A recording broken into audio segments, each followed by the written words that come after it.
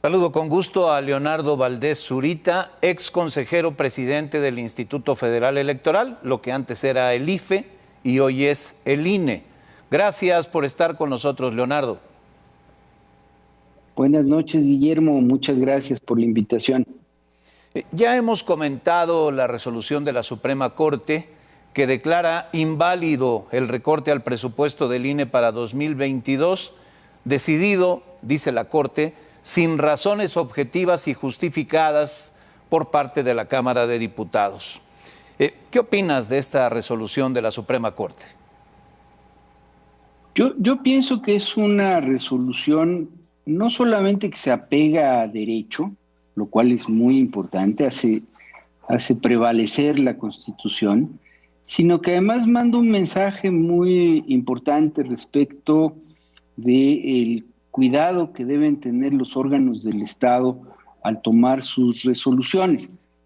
Porque si bien es cierto que la Cámara de Diputados tiene total jurisdicción, total capacidad para aprobar el presupuesto de egresos de la Federación, y esto incluye el del gobierno federal y el de los órganos autónomos, lo cierto es que una vez que un órgano autónomo ha hecho una solicitud y la ha fundado y la ha motivado y ha explicado las razones por las que necesita esos recursos, la respuesta, que en este caso fue un recorte muy grande que hizo la Cámara de Diputados, pues debe tener el mismo grado de fundamentación y motivación para explicar por qué motivo es que no se otorgan los recursos que ha solicitado ese órgano.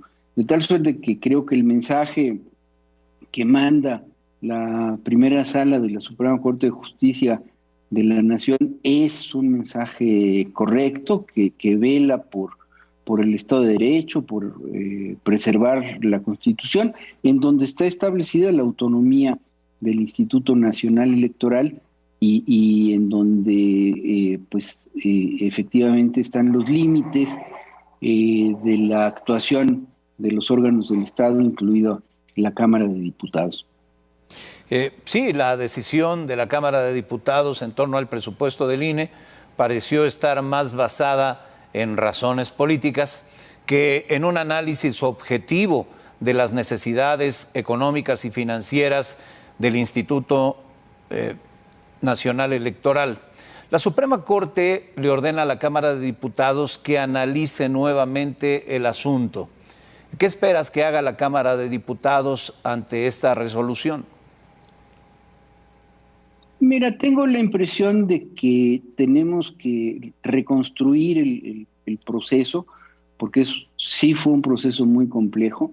El Instituto Nacional Electoral, con toda responsabilidad, estableció un presupuesto en el que contemplaba la posibilidad que se concretó de que se llevara a cabo un procedimiento de revocación de mandato, y también presupuestó la posibilidad de que se lleve a cabo un procedimiento de consulta popular, porque la Constitución así lo establece. Todos los años es posible hacer alguna consulta popular. La Cámara de Diputados, como lo sabemos, dijo no a esos recursos y pensó que esa negativa no tendría ninguna consecuencia.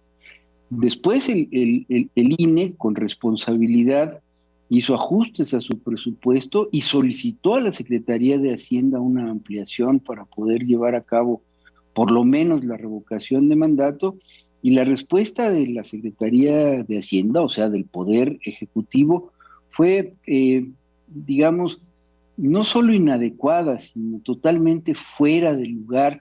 Le recomendó al INE que hiciera modificaciones en unos fideicomisos que el INE tiene, que son fundamentales para las cuestiones laborales, para la atención a los ciudadanos en los módulos del registro de electores. Y solo después de que hubo esta respuesta fue que el INE tomó la decisión de realizar la revocación de mandatos con los recursos que logró redistribuir de su propio presupuesto y en los términos que eso permitió, que fue la no instalación de todas las mesas de votación, sino más o menos un poco más de un tercio de las que tendría que haber instalado, y presentar esta queja, podemos llamarlo así, o este procedimiento frente a la Suprema Corte de Justicia de la Nación. Ahora, la Cámara de Diputados seguramente va a argumentar que ya pasó la revocación de mandato, que no se ha solicitado ningún procedimiento de consulta popular y que en consecuencia ya no son necesarios los recursos. Pero independientemente de eso, lo importante es que la Corte le ordena que haga una fundamentación, que explique motivos, que haga un análisis, que tome una decisión con objetividad. Y eso queda como precedente para el futuro, y eso es lo realmente importante.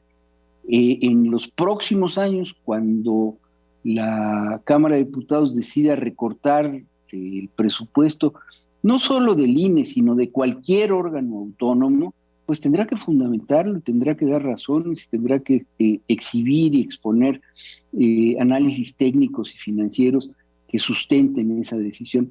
Eso, yo insisto, creo que debemos celebrarlo porque fortalece el Estado de Derecho democrático, y eso es buena noticia para todos y todas las mexicanas.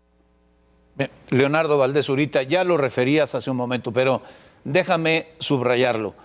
Marca la resolución de la Corte un precedente importante para la democracia en nuestro país. Es así, ¿verdad?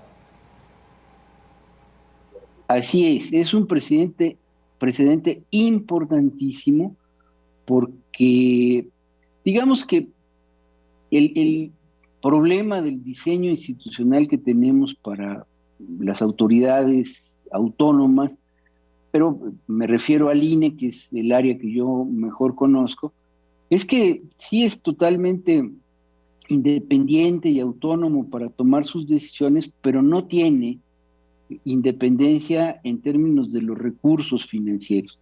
De tal suerte que valdría la pena que el constituyente, que el Poder Legislativo, Cámara de Senadores, Cámara de Diputados y los congresos de los estados empiecen a pensar en una fórmula que permita asignarle con razones técnicas el presupuesto a la autoridad electoral sin que éste sea debatido año con año a partir de humores políticos, a partir de si están contentos o enojados los diputados con la actuación del INE.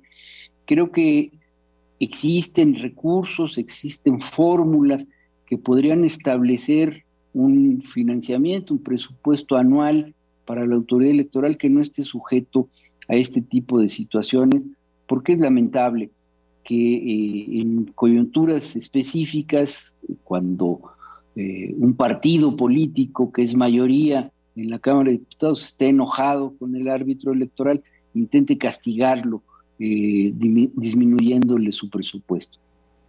Sí, sin lugar a dudas, tienes razón. Leonardo Valdés Zurita, expresidente del IFE, gracias por estar con nosotros. Claro que sí, Guillermo, mucho gusto en saludarte. Estaremos en contacto, muchas gracias. Enseguida